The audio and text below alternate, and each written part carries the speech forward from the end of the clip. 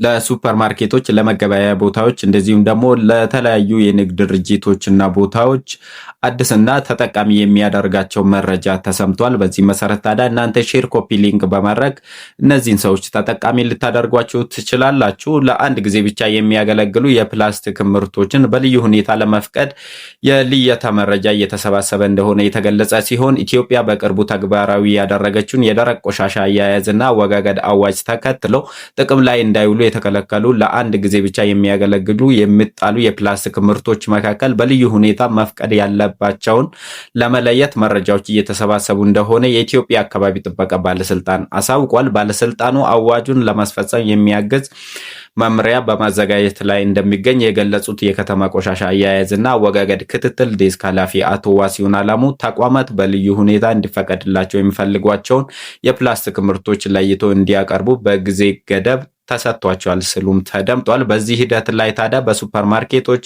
በመገበያያ ስፍራዎች በህብረተሰቡ እየተጠቀሙባቸው የሚገኙ ምርቶች በአዋጁ አንቀጽ 14 ንዑስ አንቀጽ 6 ላይ በተቀመጠው ድንጋጌ መሰረት ይህ ልዩ ሁኔታ የፕላስቲክ ከረጢቶችን እንደማይመለከት ተገልጿል።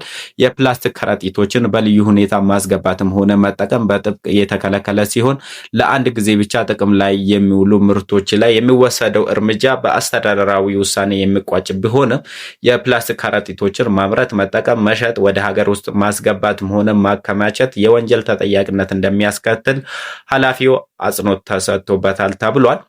እናንተ መረጃውን ሼር ኮፒ ሊንክ በማድረግ ብዙ ሰዎችን ተጠቃሚ ልታደርጉ ትችላላችሁ። ብዙ ድርጅቶችን ተጠቃሚ ልታደርጓቸው ትችላላችሁ።